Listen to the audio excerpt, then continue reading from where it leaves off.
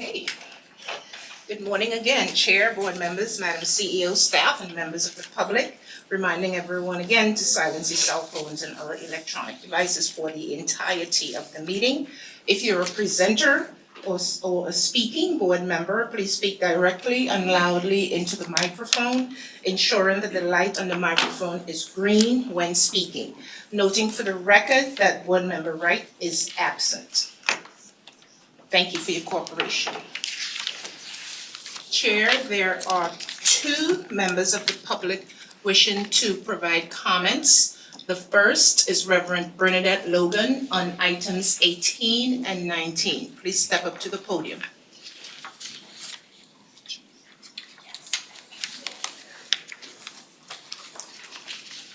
Good morning, Chair.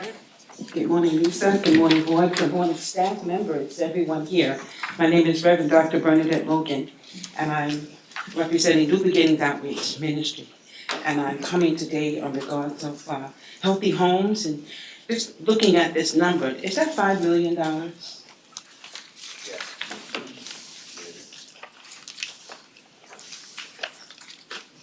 Yes. I just wanted to confirm that. Yes. Okay, thank you so much. I just wanted to confirm that.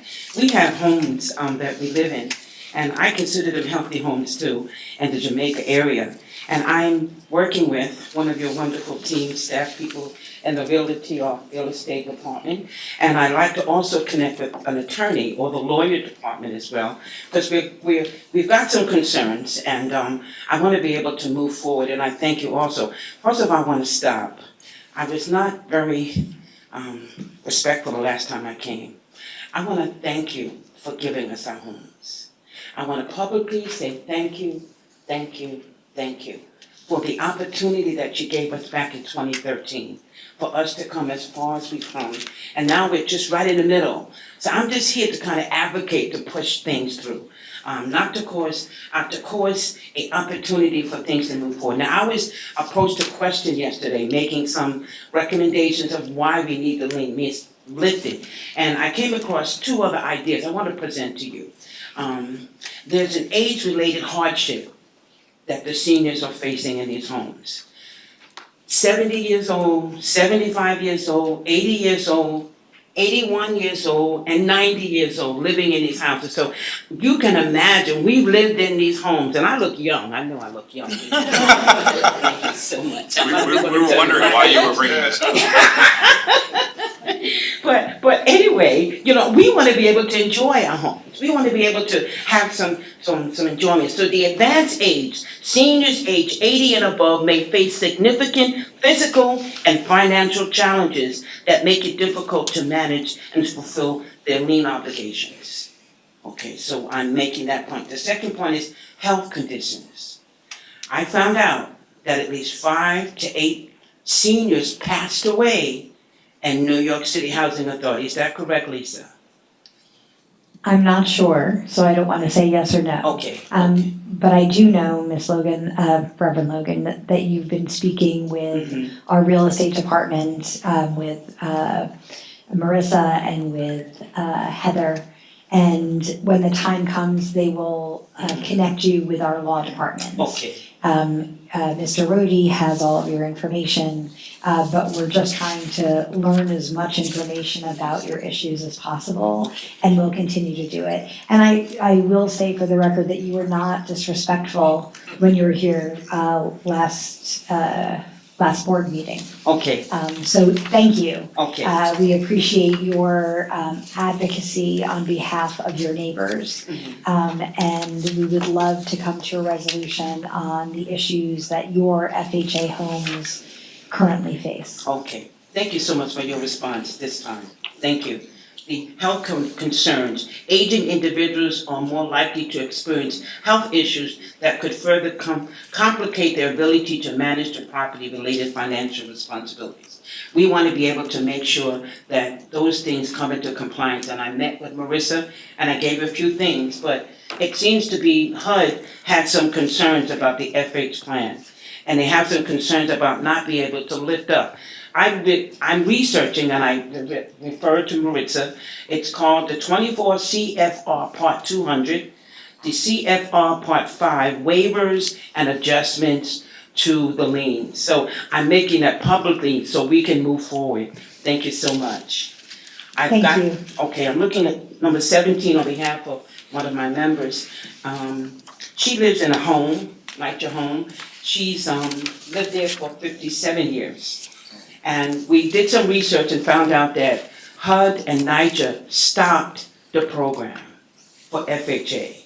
And she was right in the middle of it, meaning that she went through the whole process, she filled out the paperwork, and then things shut down. So I'm advocating for her today that if your department can open up the HUD projects again, and we research those people that started out, and she also has some complaints about her home. She's not getting any repairs, she's not getting any assistance, and there's a few others that they're faced with that the same thing. So I just wanted to advocate on her behalf. Thank you so much. Thank you. Thank you, Reverend. The second speaker, Rosalind Janvier, please step up. And on item 18.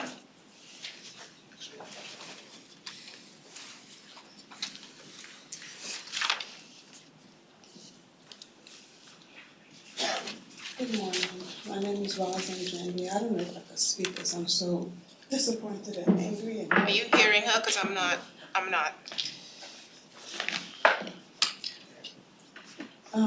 My name is Rosalind Janvier. I don't know if I could speak because I'm so angry and disappointed. I live in Surfside Garden Housing. I'm speaking of 18 from the Healthy Home. I live in Surfside Garden Housing for 39 years. And I'm now 53, I'm still going through the same issues. I feel like I'm being discriminated by NYCHA because I feel like they see me like I'm invisible, or because of my disability, or punishment for being black. I don't know. I'm constantly having flood. January 30th was the worst. Walking on water. My apartment smelled like a sewer. Sandy was better than now because I was left in the apartment. It was cold, no heat, no electricity, and no water. But I was walking on water because my upstairs neighbor left the water on and I was walking on water. This one is worse because it smelled like a sewer. I've taken him to court since June of last year, and I'm still in court with them. They found asbestos in my apartment. I started getting sick, so I had to go to my leaders, the assemblyman, the councilman, and call Channel 12 News to get removed from my apartment to a temporary located apartment. And it was supposed to last for 2 weeks to 3 weeks. It's going to 6 months. I'm still there. And they put me in a 1-bedroom apartment instead of 2-bedroom. There's no place for my living aid to stay. And they know I have arthritis on my left leg, and I go to pain at night. I have fans in pain. They put me in an infested apartment that have mice, roaches, and no air conditioner because all my stuff are still in storage. The elevators hardly work. I almost fell 3 times going in and out of the building because there's water in the lobby, and the cane slip as I'm walking. At night, I'm afraid to go out at night and come back because there's rats running around playing tag, and it seems like I'm the only one screaming. And they overcharging me my rent. My aunt left in Sandy. They still was charging me. They removed it this January or February. And they charged me for wash machine, they charged me for AC that not working, because I take them to court and I have Channel 12 News came. They downsized my kitchen apartment, my kitchen cabinets. They removed some cabinets they didn't want to give me back. They removed my broom closet, which I need for safety, to put my broom and my vacuum. I'm still fighting. So now I'm in a 1-bedroom, meaning that my aide cannot stay with me. And at night is when I go through more pain. Because when at night, that's when my body rests and the pain is worse. So there's nobody there to help me. I don't know.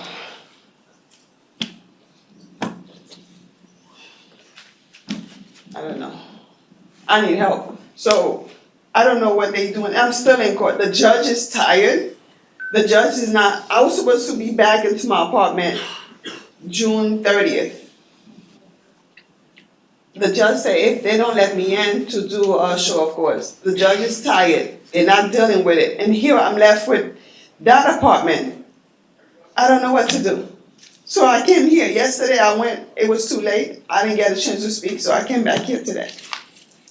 Thank you so much for coming in today. I'm very sorry to hear about the troubles you've been having. I will have your information handed over to me so that we can follow up directly and have someone come and talk to you and address all the issues that you've talked about today. Thank you. And I'm Erica Jordan from the law office. Never heard from her, and she's supposed to deal with my case. Thank you. We will follow up. Thank you, Ms. Jean-Pierre. Chair, that concludes our public comments portion, and we will now, I'm so sorry. This is my own rule. Chair, that concludes our public comments portion, and we will proceed with the regular calendar. The first order of business is to adopt the minutes of the regular meeting held on Wednesday, June 26, 2024. Do I have a motion? So move. Thank you, Vice Chair. Seconded by? Second. Thank you, Member McCoy. Yes. All in favor? Aye. None opposed. Thank you so much. Chair, do you wish to make any remarks today? I do. So I just wanted to say a couple of quick things if I could. First, we did, as you might have heard, we had our annual meeting last night to talk about the HUD NYCHA's annual plan, which our CEO presented, and then we took about 3 hours of questions. Were there 50%? 41 comments from members of the public, most of them NYCHA residents, although not all NYCHA residents. It was, I thought, very informative for the members of the board in particular to hear about what's on people's minds. It was, I would say, animated and direct, but that's fine. That's what public meetings are for. And I want to thank, first of all, most people are not in the room, but I do want to thank anybody who's watching and any of the people that spoke for coming out and sharing their views last night. It really was very helpful, and that's the purpose of those meetings. I know, ma'am, if you were there last night and didn't have a chance to speak, I suspect you're not the only person. We had to put a time limit on it just because you have to stop at some point. Everybody had 3 minutes. Some folks had their mics turned off at the end of 3 minutes. Again, we were trying to give the people, figure out how to get the most people some time to express their views, but make sure that the most people we can, within reason, get a chance to speak, and that's just how it works. And I'm glad you had a chance to come today. And board meetings are open to the public, so there are other opportunities for people to come. That's not only the annual meeting, and I'm glad you took advantage of it. I really am grateful for that. And as Eva said, we're gonna try to fix what the problems that you addressed. One other thing. So at the beginning of the meeting, Lisa turned to me and said, "Do you have anything you'd like to say?" And somehow my brain was in the clouds, and I said no. And then Greg pointed out to me that was a really bad idea. So, and then followed up with some other comments about that later in the evening. So I do want to say the following. I really should have said something, and I often don't say anything at the beginning of this meeting. So it's been about a year now since I joined the board, also a year, by the way, since Greg Belenfanti joined the board.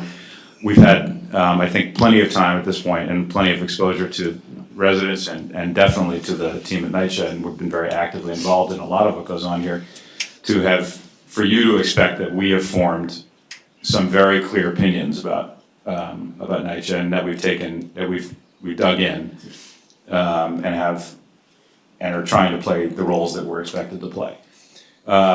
I think we certainly have clear views, and I think we're actively involved, but I haven't found a way to express that. So I think what I'm gonna do, unless somebody later tells me it's a bad idea, is over the next couple of days, write, I guess, an open letter or something like that to the NYCHA community, which eventually will, I guess, get put on the website, or we'll find a way to make sure that it gets to everybody, the residents and everybody else can take a look at it, and I'll find a way to take comments on it too.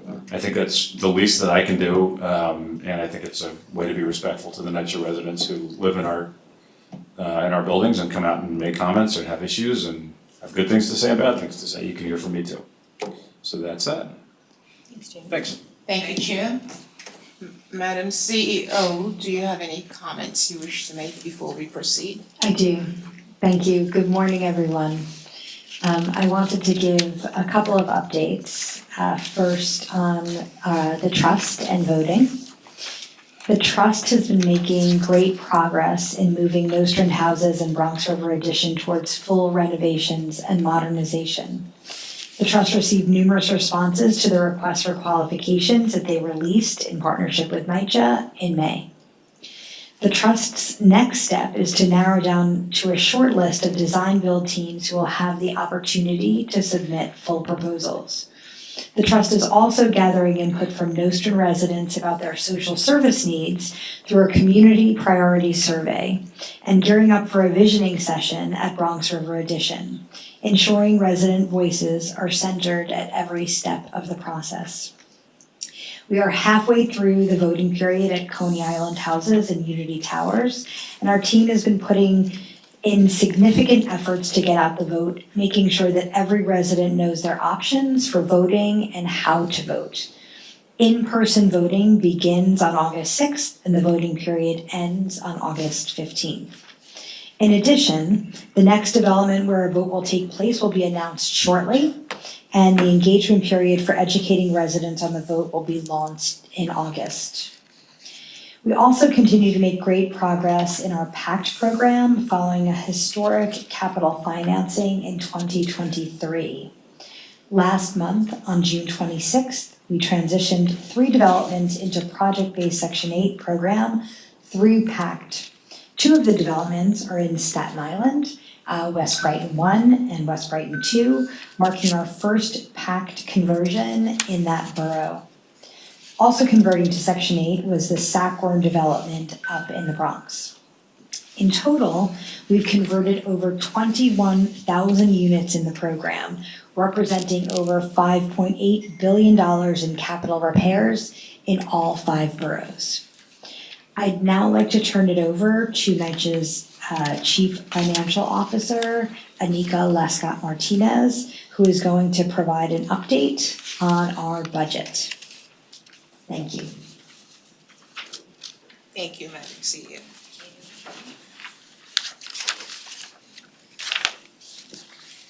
Great, good morning, everyone. As Lisa mentioned, my name is Anika Lescott-Martinez. I'm the EVP and CFO of NYCHA, pleased to have that position for the last 5 years. We have a very quick mid-year budget update for the board and the public. The highlight here is that we are on pace with our spending at 47% of the total budget at 6 months. So that's exactly where you would expect us to be. Apart from overtime, our personnel expenditures are appropriate, coming in at a total of about 52% for the first 6 months. And we do expect that as time goes on, we'll have some higher than budgeted salary and fringe expenses due to our collective bargaining increases, which were passed by the city in February and continue to be rolled out over the course of the year. A couple of notes on the things that people really care about, which is our revenues. Our tenant rental revenue comes in at $462 million for the first 6 months, so that's an average about $77 million collected. Certainly not where we'd like to be overall, but it is definitely an improvement from the past 3-4 years where we were dealing with the pandemic. We bill about $85 million a month, so there is some lag there that we're hoping to catch up over time.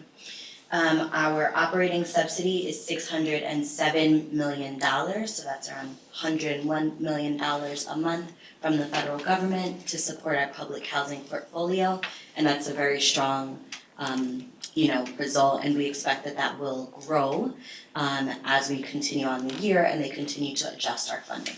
So overall, we are expecting that we will balance at year end. We passed a $35 million deficit, and based on both our revenues and expenditures, which again are on pace, we are picking up some additional revenue. So we think that when I speak to you in November, we will show you a zero deficit. Next slide. And so this is a slide that I show every time I get up here. It's essentially our rent collection and our update. So just showing that it is true that our rent arrears continues to be a trouble spot for us. But the good news is that we really are seeing some improvement. So if you look at the graph, it actually shows 2019 through 2024. We think that's important because it shows the growth in the rent arrears prior to the pandemic. So before the pandemic, we had $125 million of arrears over the entire history of NYCHA. So that was our 50, 60 years, we built up $125 million of arrears, which is money owed to NYCHA by the tenants. Then you start to see that grow pretty precipitously as we go through the pandemic and people struggle with paying their rent. Pleased to report that our rent arrears is down to $466 million, which is about where we were in 2022. We do anticipate that that will continue to go down as we apply our special ERAP program by the end of the year, so there'll be $35 million there. And we will start to also work through our home ARP, which also gives about $100 to $150 million of support for our arrears. So this is a very strong sign for us. Cumulatively, our rent collection is 71%, which is a marked improvement. At the start of the pandemic, we were at 81%. And at our worst point, we were at 64%. So again, we are moving in the right direction, and we really want to thank all of our partners in operations for supporting the rent collection efforts, legal, finance, and everyone who works on ERAP and all of our rent collection efforts more broadly. So to that end, as of July 24th, we've received $159 million in support from the New York State Emergency Rental Assistance Program, which helps 27,000 tenants be more current with their rent. And so far, $147 million has been applied to tenant accounts. So there's very small funding that we're still working through to apply to accounts, but again, we are really proud of all the work that we've done. We sort of came to you 2 years ago and said we had a plan for ERAP and how we would work through these tenant arrears balances, and we're really pleased to be able to execute on that. Any questions? Yes. Mr. Gonzalez? Yes, by the way, thank you for the information, it's very helpful. Now, with the rent collection and the ERAP and all of that put together, the way we're going about getting these monies back, are we as aggressive as the companies that have taken over our developments as far as the private management companies? I inadvertently ran into someone that works for the other things, and they were explaining the program that they have, along with door knocking, letters, and all kinds for people that are a little backed up with their rent. And I'm wondering, are we being that aggressive as well? I mean, I don't want to sound too pushy, but if this is what we base our income on, and what we do to help the residents, then I feel that we should be just a wee bit more aggressive as to getting that money. Sure, that's a great point. I'll certainly let Eva speak to it, but I will say that we are being aggressive without being harassing. And Eva can speak more to that. Very well put, thank you. Door knocking, letters, those are parts of our standard operations for rent collection, particularly for housing assistants. That is part of their job responsibilities and expectations that they're doing that. But as Anika mentioned, we are also, trying to also work with residents. So it's not just about door knocking, where's the rent? We really want to understand what's causing the rent problem. So if they need connections to services, financial counseling, help, one-shots, whatever it is, our housing assistants are also calling them and really trying to find out what they need to help make rent more stable and consistent. Okay, so now this program, it also extends into the new Section 8 program as well? I mean, the properties are still ours per se.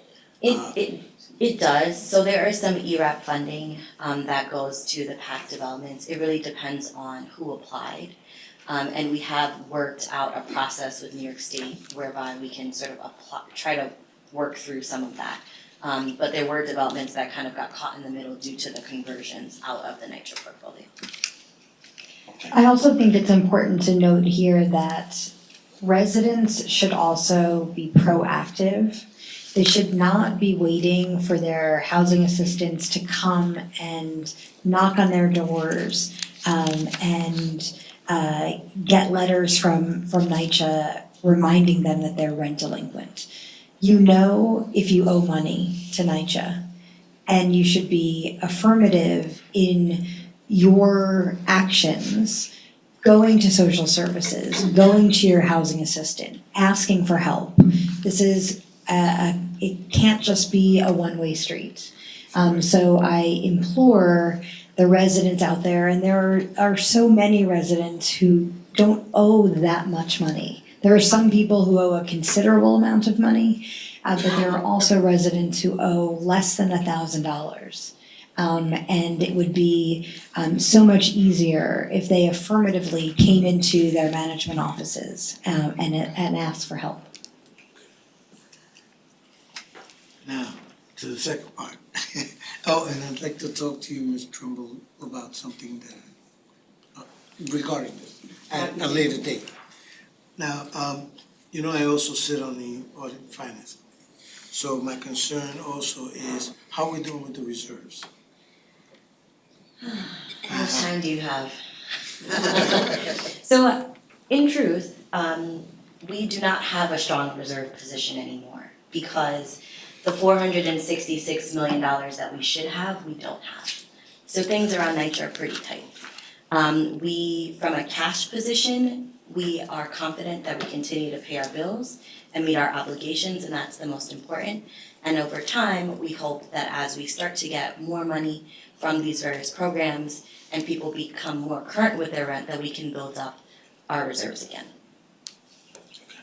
Thank you. Usually we don't take questions from the public, so that will be denied. Thank you. Board Member Gavin? I actually wanted to make a comment about last evening, if you're complete. Hearing no other questions, thank you. Thank you, Anika. Appreciate it. Okay, we'll now proceed to the calendar items. I Yes, just wanted to make Paul? a comment about last. Oh, evening. sure, please. I want to echo what I heard the chair say and Lisa about how important it is for us to hear the comments from our residents. I personally sat there thinking about how much we care about our residents, and everyone who stood up and said that we didn't, it was painful to me. And so in any way we can, I think communications about how we care about our residents, what we're trying to do to improve conditions is so very important. I was also struck by the trust issue on PAC and the Preservation Trust. I wasn't surprised, but I was struck. I do feel that I'd like to know a little bit more about where we stand on Chelsea Fulton. I was surprised on the repetitive number of questions on Chelsea Fulton. But I really just wanted to say out loud to everyone on our team, staff, board, but also our residents, we do care about the residents, and our actions over these many years that I've been involved are trying to make things better. So I just wanted to say that. Thank you. Thank you, Member Gavin. We'll now proceed to the calendar items 1 through 27. Item 1, Arlene.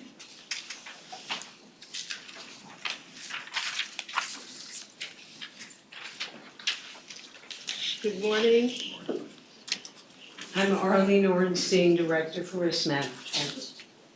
This first item requests the board's approval to award the authority's public officials and employment practices liability insurance program policies to 6 insurers noted in the resolution. The total program premium is $1,291,295. The recommended program is effective on August 1st of this year and will continue through July 31st of 2025. Similar to the expiring, this program maintains total insurance limits of $20 million per claim and in the aggregate for public officials and employment practices liability. The program also continues to be subject to self-insured retentions of $5 million per claim, except for certain public officials' claims where no retention or a lower retention applies. The Public Officials Employment Practices Liability Program is paid for by the authority's operating self-insurance fund. Are there any questions? I'm sorry. Just talk to the mic, please. Any questions? Just a comment. You got us covered? Unless you don't do a malicious, intentional criminal act, you're covered. Thank you. Okay, thank you, Arlene. Item 2, Andrew. And please speak into the microphone, and if the presenter is not doing so, please assist the presenter with speaking into the microphone. Thank you. Good morning, everyone. My name is Andy Dokas. I'm the treasurer for NYCHA, and I'm presenting item number 2 this morning. Item number 2 requests the authorization for the approval of the investment transactions that the Treasury Department undertook last year. All of these transactions complied with the prevailing requirements put forth by the U.S. Department of Housing and Urban Development Office of Public and Indian Housing Notice, PIH 2002-13. It's a mouthful. The authority's investment resolution report outlines for 2023 the cash and investments that we had at the end of the year, the changes throughout the year, as well as the investment performance. At December 31st, 2023, the investment portfolio balance totaled $929 million. In addition, the authority maintained escrow balances that totaled $159 million, reflecting primarily $97 million for construction costs related to energy performance contracts and $52 million for Hurricane Sandy recovery work. In 2023, the portfolio earned $22 million in investment income compared with $10 million in the prior year, reflecting primarily the increase in interest rates. The annualized return was 2.21% for 2023, compared with 0.91% for the prior year. The investment strategy for 23 was consistent with what we've done in the past to preserve our balances, to diversify among safe investments, to ladder maturities, and diversify amongst financial institutions and government agency bond issuers. The strategy follows HUD's guidelines, and the 4 pillars of the strategy are safety, liquidity, yield, and maturity. So we would recommend that the board approve the authority's 2023 investment transactions, and I'd be happy to take any questions the board may have. There are none. Thank you, Andrew. Thank you very much. Linda, item 3.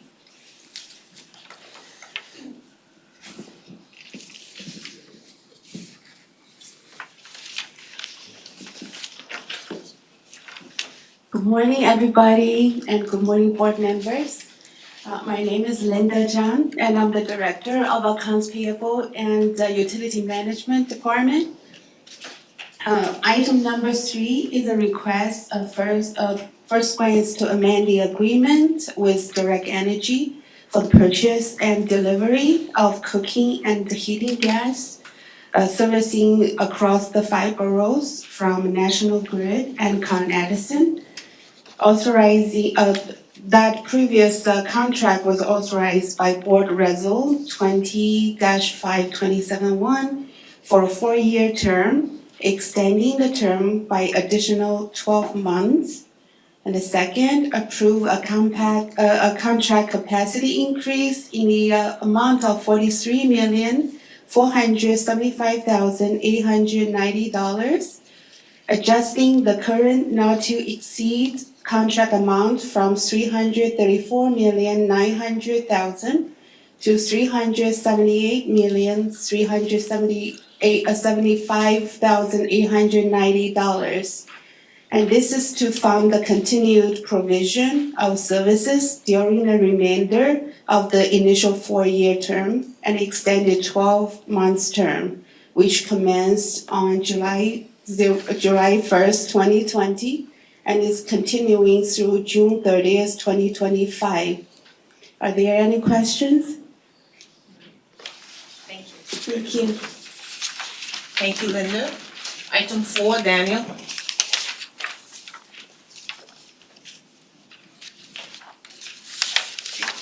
Morning. Hello, I'm Danny Towns. I'm the Director of Strategic Planning in the Office of Strategy and Innovation, and I'll be presenting item number 4. Today we are seeking a contract capacity increase in the amount of $500,000 for contract number 2207142 with WSP USA Inc. This contract provides the authority with consulting services for our Asset Information Management Program, which seeks to improve how we collect and manage data about our properties across our various IT systems. The additional contract capacity will allow us to pursue key strategic projects over the remainder of the contract duration through 2027. This could include support for our asset and capital management teams and how they transfer data to Maximo, which is our operations asset management system.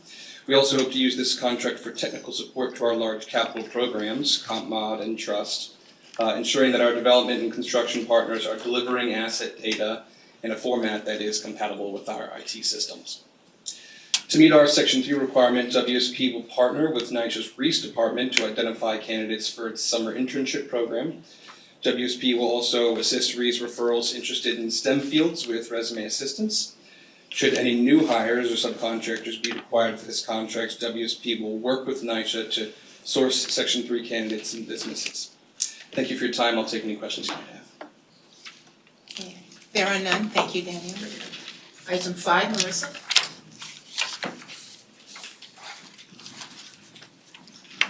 Good morning, board members. My name is Marissa Schaefer. I'm Vice President of Transactions in the Real Estate Development Department. Today we are seeking authorization as relates to NYCHA's LLC-1 portfolio. Specifically, we are seeking authorization to buy out the interest of the low-income housing tax credit investor, Wells Fargo, repay the outstanding HDC bond debt on the LLC-1 portfolio, and enter into the legal documents necessary to effectuate the foregoing. The reason we are doing this is to facilitate upcoming PACT conversions and to release the LLC-1 reserves back to NYCHA for uses that NYCHA deems appropriate. First, some background.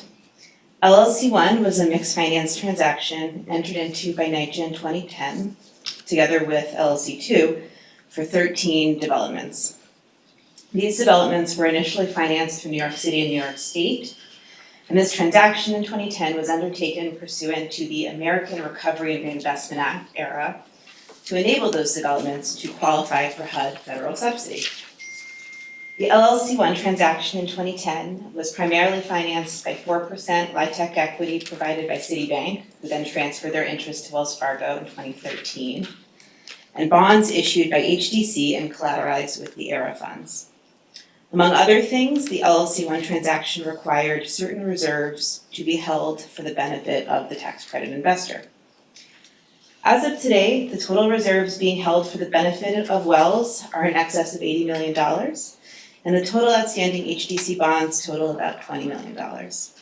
It is anticipated that the purchase price to buy out Wells for their interest in the LLC-1 portfolio will be approximately $825K.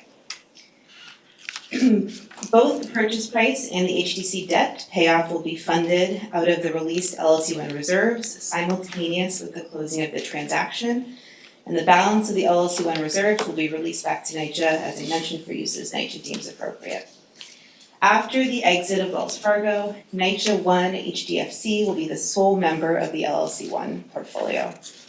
As such, NYCHA will continue to be responsible for compliance with LIHTC requirements through the end of the extended use period, which varies slightly by LLC One property around 2040. The proposed transaction will involve executing certain documents with both Wells Fargo and HDC, and those documents are itemized more specifically in the board materials. Please let me know if you have any questions. There are none. Okay, Member Benifanti, please proceed. So where are the reserves today? Like, who's holding the reserves? Where are they? They're held at Santander Bank in NYCHA's name. And we have been accruing interest on it all this time, or? I'm not sure what the interest, if they're interest bearing account or not, but they're held pursuant to, I believe that, DACA or overseen by Wells Fargo. Got it, thanks. This is great, thank you. It's the HCC bonds, we're prepaying the bonds. Yeah. Okay, as we have a right to do under the bond indenture, okay, great. And is there a penalty of any kind for the prepayments? So it's just pay them down, that's it? Yeah. Great. When would they otherwise be due? I'd have to double check. Are they 30, I think they're probably 30 years. Okay, great. Well, I think this is great, unless anybody's got any other questions, it's a good transaction for everybody. The transaction going in made a lot of sense, and going out makes a lot of sense. So thank you for all this, I know it's a lot of work. Member Benifanti. Do we have to prepay the bonds? No. What's the interest rate on the bonds? It's like over 6%. Got it, we should prepay the bonds. That occurred to me to ask that question, that's a good question. I had the same thought. Okay. Thank you. Thank you very much. Okay, thank you, Marissa. Item 6, Javier.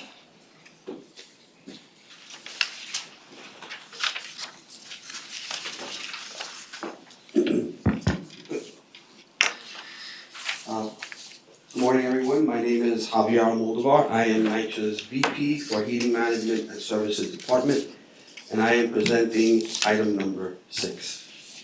Item 6 requests authorization to ratify a contract capacity increase to requirement contract number 1925979 awarded to Power Mechanical for the rental of mobile boilers, heat exchangers, and mobile oil tanks, authorized by Board Resolution 19-12/18-16 and subsequently amended for an initial 2-year term, with one-year renewal option to include the not to exceed amount needed to fund the continued provision of services during the remainder of the extended 12-month term, which commenced on December 16th, 2022 and continued through December 15th, 2023. This requirement contract provided for the rental of mobile boilers, heat exchangers, and mobile oil tanks to be delivered on an as-needed basis to authority developments citywide. The scope of work included but was not limited to furnishing all labor, materials, equipment, insurance, and incidentals required for the rental, delivery, startup, preventive maintenance, and inspection of dual-fuel steam or hot water heating boilers, heat exchangers, and mobile oil tanks to be delivered to specific locations throughout the authority and determined and coordinated by NYCHA's Heating Management Services staff. Pursuant to Board Resolution 19-12/18-16, the notice to proceed was issued for a 2-year term which commenced on December 16th, 2019 and continued through December 15th, 2021.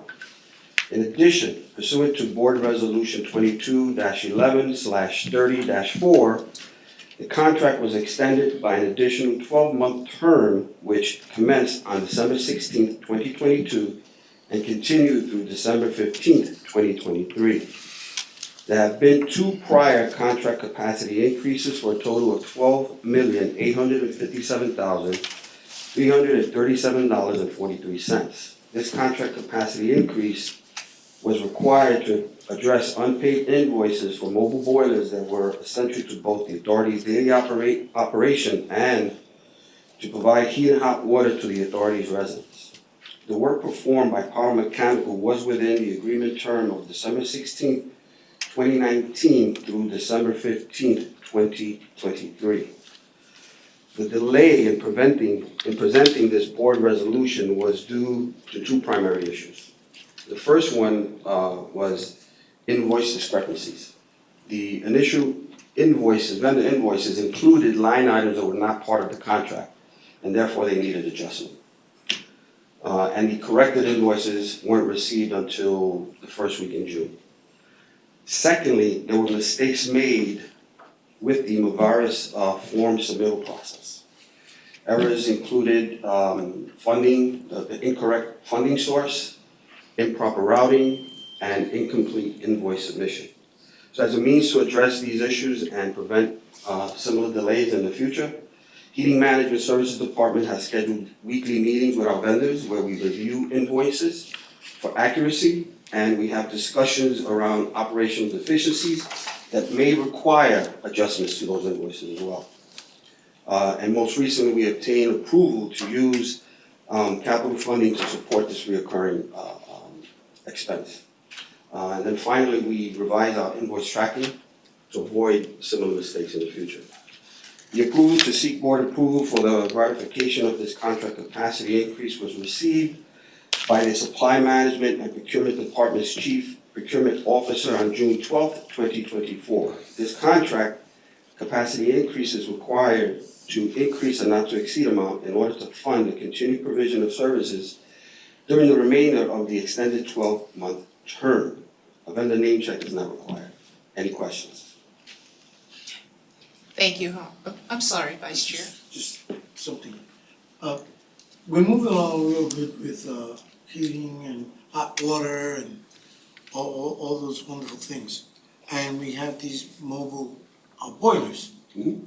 In your estimate, I mean, as good as we're getting, when do you feel, or do you feel that we're getting near that these mobile boilers are gonna become just something to have in case something happened, as opposed as how active they are currently? Yeah, that's a very good question, right? We're almost there. The problem is that we still have a very, as everyone knows, an aging infrastructure. And some of the mobile boilers that we have in place now are because of that. We have them in plants that are old, that have operational challenges during the heating season.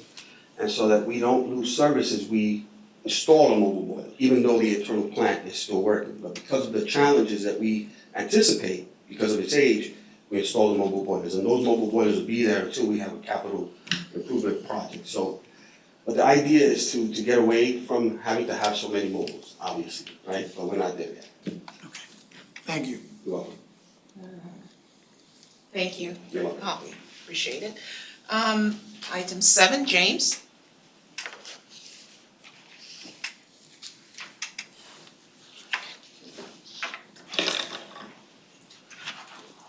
Turn it off for That's okay. there you go. Good morning, Chairman Rubin, Lisa, good morning.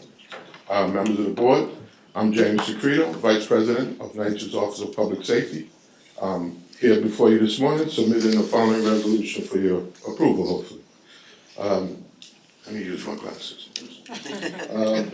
The subject of this resolution is authorization to amend the emergency IDIQ contract number 2-11-3140 awarded to Centennial Security Integration, and otherwise known as CSI, and ratify a contract capacity increase to that emergency IDIQ contract.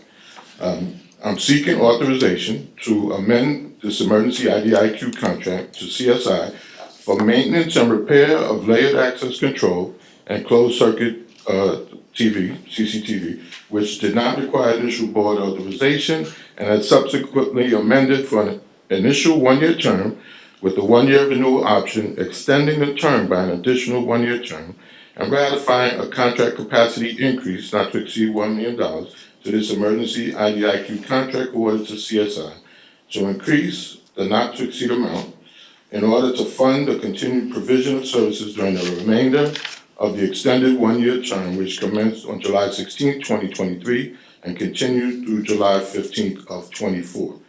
This contract capacity increase is required to facilitate the continuation of services and troubleshooting, repairing, and replacing services related to layered access and CCTV. An increase in vandalism unfortunately triggered this increase in demand for CSI services. And additionally, this contract capacity increase addressed the current high demand for these services. There have been 2 prior contract capacity increases for a total amount of $2,833,130. The approved labor hours is 2,000, section 3 projected hours is 500. If you'll allow me, there were some questions at the board meeting last week, and I've got an update. One of the questions concerned the amount of time that often takes place to repair these doors. More than we certainly like, sometimes weeks, sometimes months. So these new contracts, we've put inventory requirements into the wording of the contract. So for example, the vendor, CSI, they have to have 25 cameras in stock during the length of this contract. That's a provision that we put into the contract. And then there's another series of 16 items that they have to have 25 of each of these items in stock for the length of the contract. I won't go through them. One of them is a cylinder protector electromagnetic lock, and there's 14 others. They've invited us, I don't know if invited is the right word, but we're going to their warehouse, their offices tomorrow. My SVP, Gray, and our CCTV chief, they're going to CSI's headquarters out in Port Washington to observe the operation and make sure that they have these items that they're saying they're gonna have. Any questions? Does any of this money go towards the fire guards? No, that was 2 months ago. No. Oh, so that's a different contract. Yeah. And it's not part of, it's, cause when we talk security and layered access, I kind of include the security in it as well, because these are the people that are gonna be there when the cameras are not working, or when there's issues at the developments. And being that we're removing them from certain areas, I'm wondering, do we have a contingency plan to place them? Well, the fire guards, and if you remember, I know the chairman remembers, is a totally separate thing and expense. And if I may, I hope I'm not crossing any boundaries here. When I presented that about 2 or 3 months ago, there were 159 locations that had to be manned by fire guards. That number is down to like 91. Our fire safety unit has done great work in reducing that number. That's big bucks we're talking. So with this, I don't know to answer your question, it's kind of separate and not really related to that, but. And thank you, Chief, and it is tremendous work that the fire safety team has done to reduce the number of guards across the portfolio. To further answer your question, just to clarify, we are not removing security guards anywhere. That the city was able to help us secure funding to keep all the security guards in place, so there are no guards being removed anywhere. And yes, so this is a contract just for the doors, the hardware of securing the doors, the locks, the fobs, the intercom systems. And so that's why it's important that we now have those material requirements in the contract, so we make sure that they are able to respond quickly to fix the doors once we are told that they're broken. And so this will allow that hopefully to happen more quickly for us and our residents. So these security guards now no longer will cover the developments that convert? The security guards wouldn't cover a development once it's converted, that would be the responsibility of the new property owner.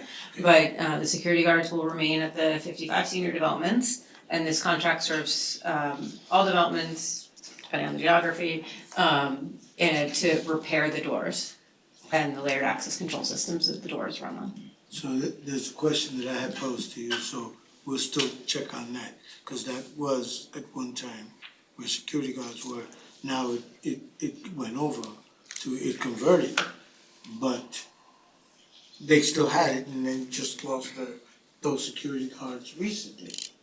And they're wondering. At least I think the vice chair, there was a location that went RAD like 4 years ago, And I don't know if somebody dropped the ball and they kept the guards there, but now the guards are not there. But we wouldn't supply them once it goes private.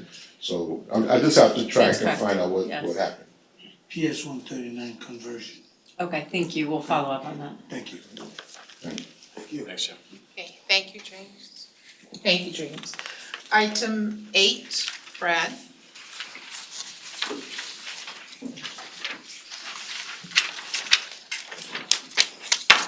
Good morning, board members. I'm Brad Greenberg, I'm the Chief Compliance Officer at NYCHA. We're seeking authorization to approve a contract capacity increase for our agreement with Nan McKay and Associates, Inc. for a public housing assessment system and National Standards for Physical Inspection of Real Estate, or INSPIRE, formerly known as the UPCS standards. That's for ongoing in-person training for our staff. This previously did not require initial board authorization. The initial 3-year term and the 1-year automatic renewal option. We're seeking to increase the not to exceed amount and seeking the board's approval for that. In order to fund the continued provision of services during the remainder of the 3-year term and the 1-year renewal option through September 30th, 2025. Just for background, this agreement covers training on INSPIRE, which is mandatory for pretty much all of our staff who are involved in the inspection, maintenance, and or repairs of our buildings and grounds at both NYCHA public housing properties as well as our HQS inspectors, formerly HQS inspectors in the leased housing department. Our department focuses on the 3,100 staff members who are going to be participating in the training. It's a training that is very much in high demand these days because HUD has already started the INSPIRE inspection cycle for public housing and is set to commence the INSPIRE requirements for the leased housing department Section 8 program shortly. For public housing, for context, every year HUD has an inspection cycle that consists of an annual list of inspections to be performed at our properties based on prior year's scores, and then HUD's contractors perform their inspection and provide a score to NYCHA for each property. The NDK Section 3 hiring plan was approved under our labor hours rule. They have 0 labor hours, but they did provide other economic opportunities, which was scholarship and vocational training to between 8 to 10 Section 3 business concerns through contribution to Urban Upbound. Thank you. I'm happy to answer any questions. There are no questions. Thank you, Brad. Thank you. I'm gonna call up Oliver, but before Oliver commences, I'm gonna check with my IT guy that you're actually hearing the questions and answers, because I'm not, and I'm sitting right here. Just wanna make sure that the tape is picking up everything. They need to speak directly to the mic to be able Okay, to so hear we them. we Just said speak this several directly to the mic. times, so please speak directly into the microphone, otherwise the folks online will not be able to hear you. And quite frankly, I need to capture the questions and answers that's going back and forth also. So Oliver, hello, before you begin to present item number 9, you will move into the record Asset and Capital Management Division's quarterly update on its capital projects expenditure and temporary suspension report on elevator modernization, heating plant, and waste management contracts, change orders, and contract capacity increase. These reports were previously provided to the board. Do you so move? I do. Let the record reflect that the aforementioned reports are hereby incorporated into and made a part of the record. Please proceed to item 9. Good morning, CEO, Chair, board members, colleagues. My name is Oliver Ostwind. I'm the Vice President for Project Management in ANCM. I'm presenting item 9, which seeks authorization to award a contract for resilient grounds renovations at Jefferson Houses in the amount of $8,180,000 to Deborah Bradley Construction and Management Services, Inc. The scope of work includes, but isn't limited to, cloudburst management measures, utilizing green infrastructure to mitigate the impact of extreme rain events, which will supplement the underground stormwater retention tank, and the installation of new playground equipment, benches, pavement markings, and rubber safety surfacing. The contract term duration is 2 years, 3 months, and 29 days, and the projected Section 3 labor hours are 3,412, which represents 25% of the overall. Any questions? Thank you. Thank you, Oliver. Items 10 and 11, Katie.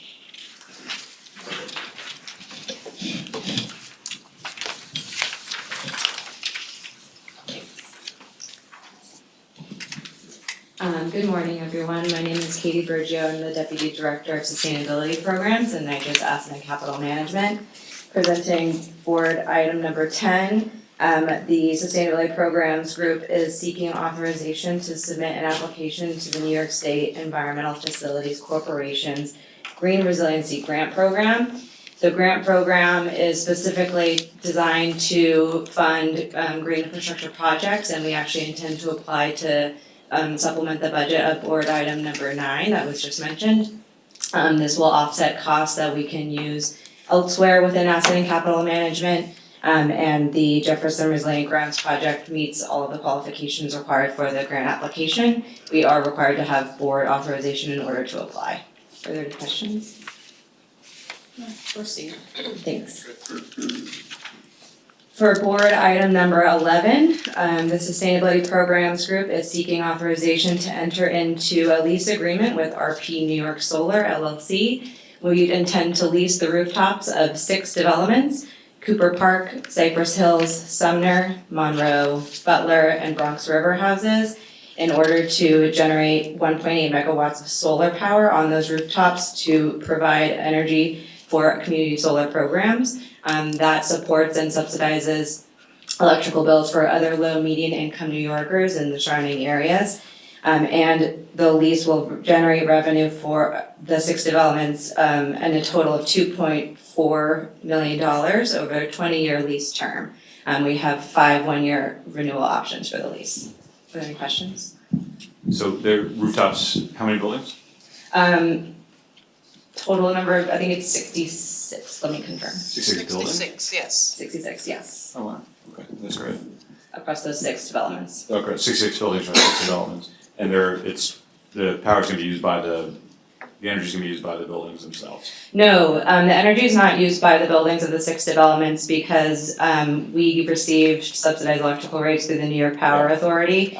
It's not financially advantageous for NYCHA to use the energy generated by the solar, and so we are providing it to community solar programs. Excellent, okay, and RP Solar is the community solar developer?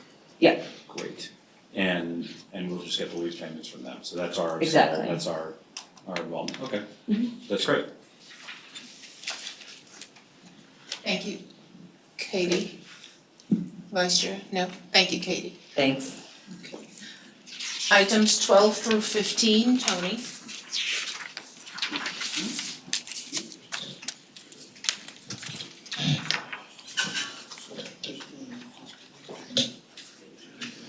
Good morning, board members and colleagues. My name is Tony Maldonado. I'm the Vice President of Purchasing, Logistics, and Inventory, and I will be presenting items 12 through 15 on behalf of the Supply Management Procurement Department for your consideration. Please note, all these items that I will be referencing are contracts for goods only, so a Section 3 hiring plan won't be required for any. Item number 12 seeks authorization to ratify the award to a requirement contract Craftsman Supply Corporation, DBA Dayton Supply Company, reference to as Craftsman, for the selected 335 out of the 346 line items in the amount of $7,271,312.12 for the purchase and delivery of plumbing and heating supplies. This is a 5-year requirement contract with no renewal options. There is a negative 15.55% variance rate between Craftsman's bid and the authority's cost estimate, which is attributed to Craftsman's competitive pricing strategy. A vendor name check dated November 15th, 2023 was vetted by the Procurement Ethics and Vendor Responsibility Unit, citing no issues to conclude award to the vendor and is deemed responsible for a contract award of 9. Proceed.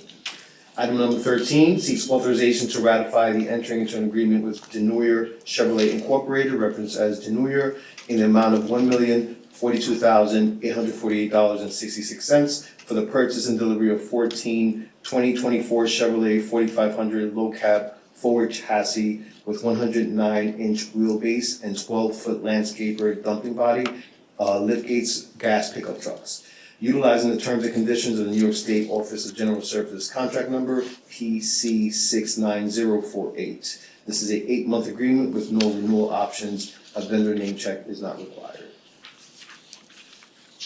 Proceed.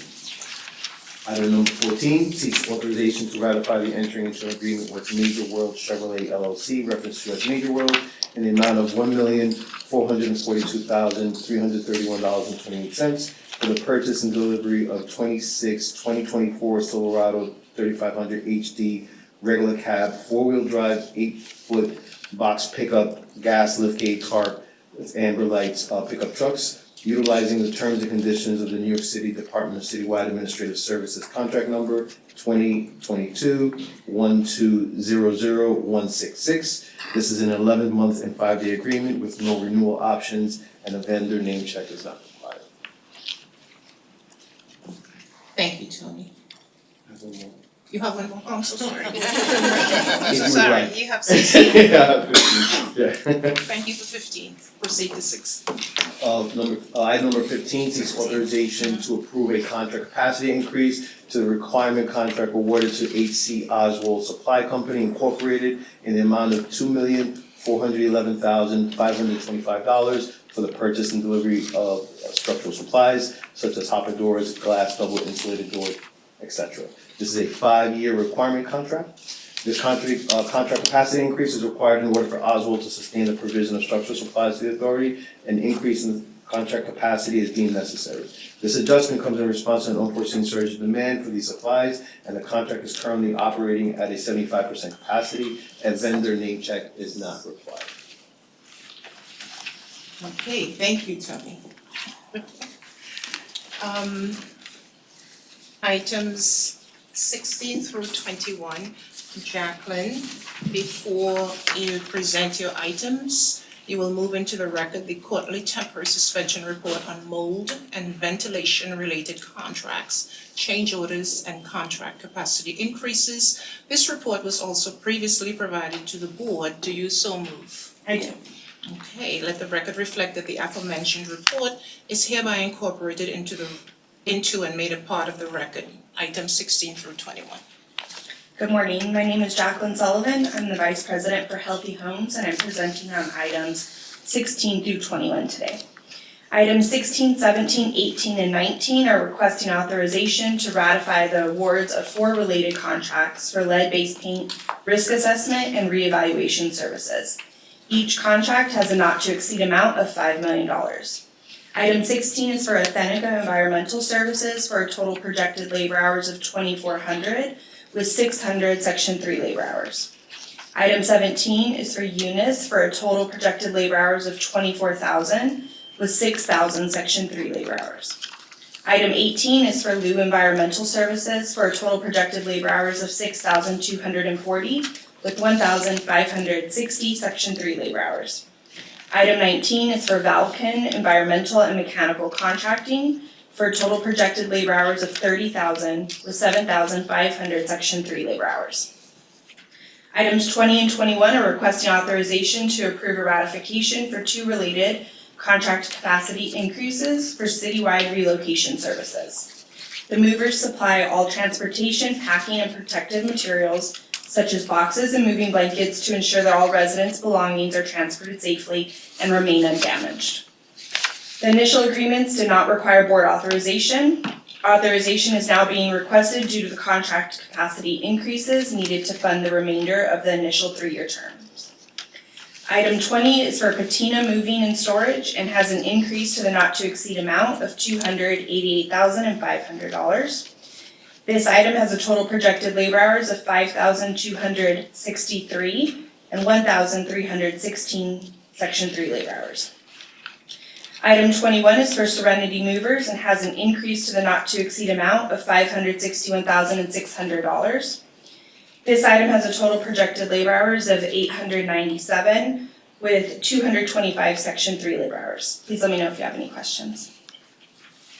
I know we talked about this on our Q&A, but I just found it so interesting that this is another stream of lead paint inspection. So I think it's a biennial that it's required by Yes, it's over and above what we're already doing for Right. 2 other streams. So $20 million on top of what we're already doing. correct.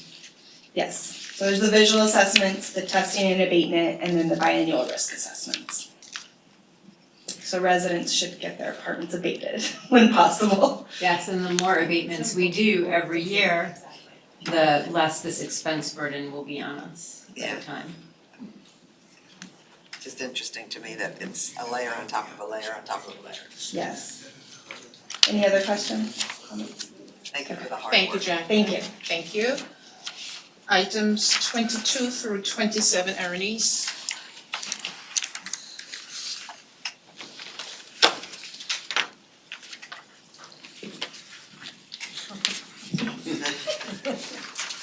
Good morning, everyone.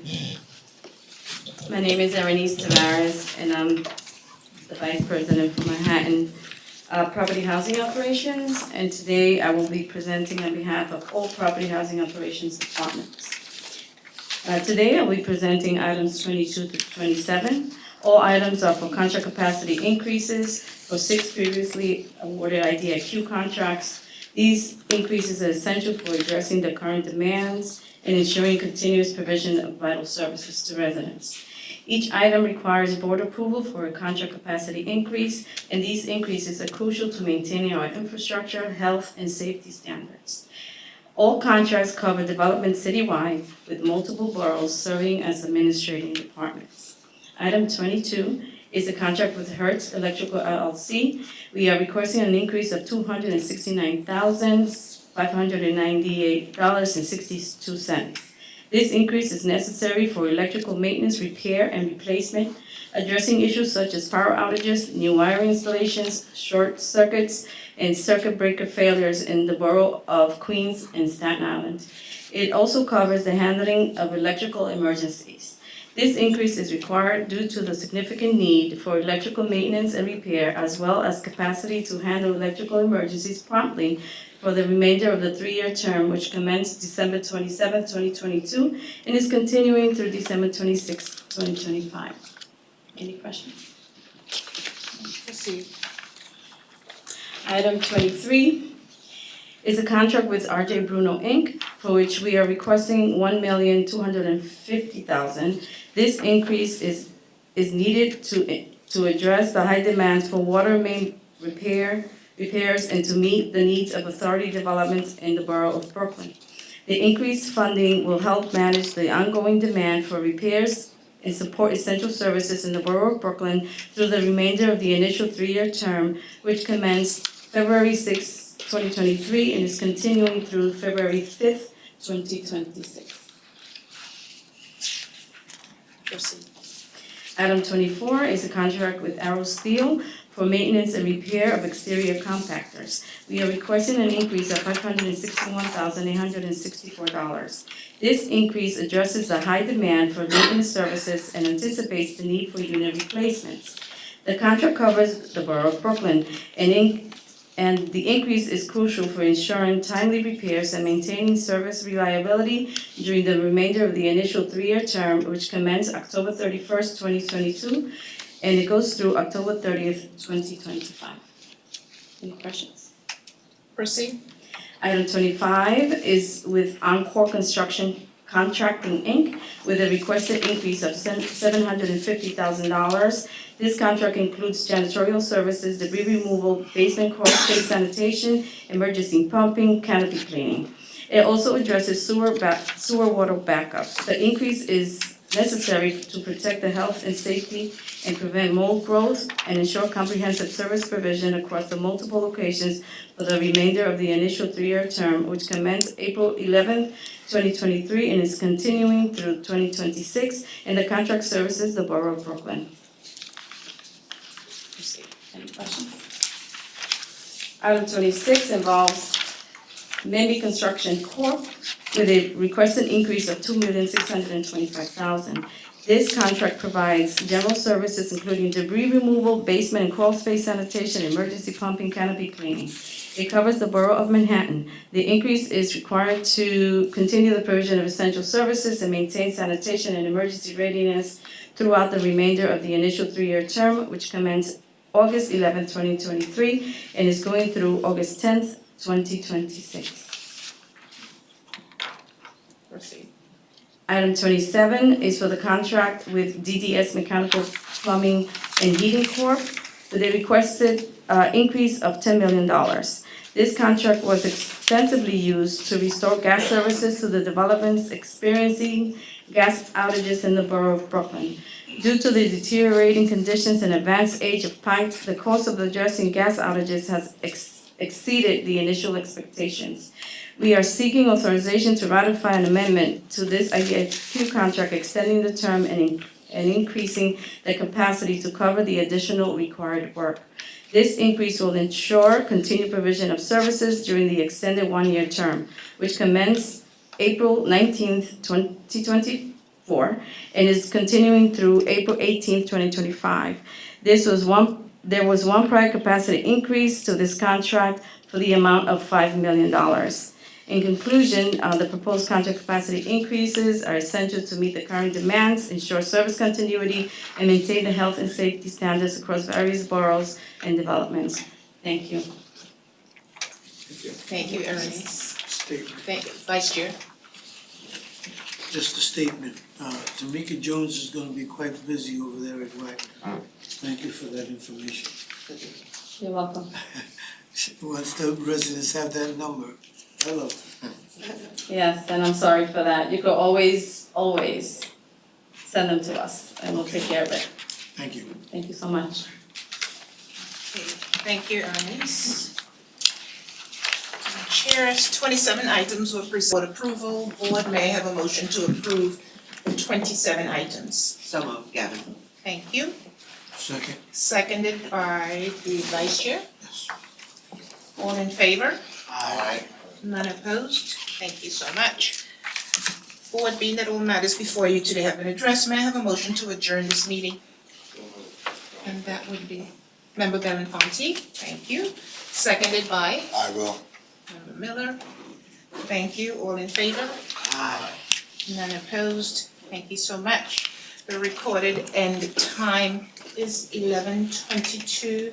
Thank you all. The next NYCHA board meeting is scheduled for Wednesday, September 25th, 2024 at 10 a.m. See you then. Enjoy the rest of your summer. Thank you all. Thank you.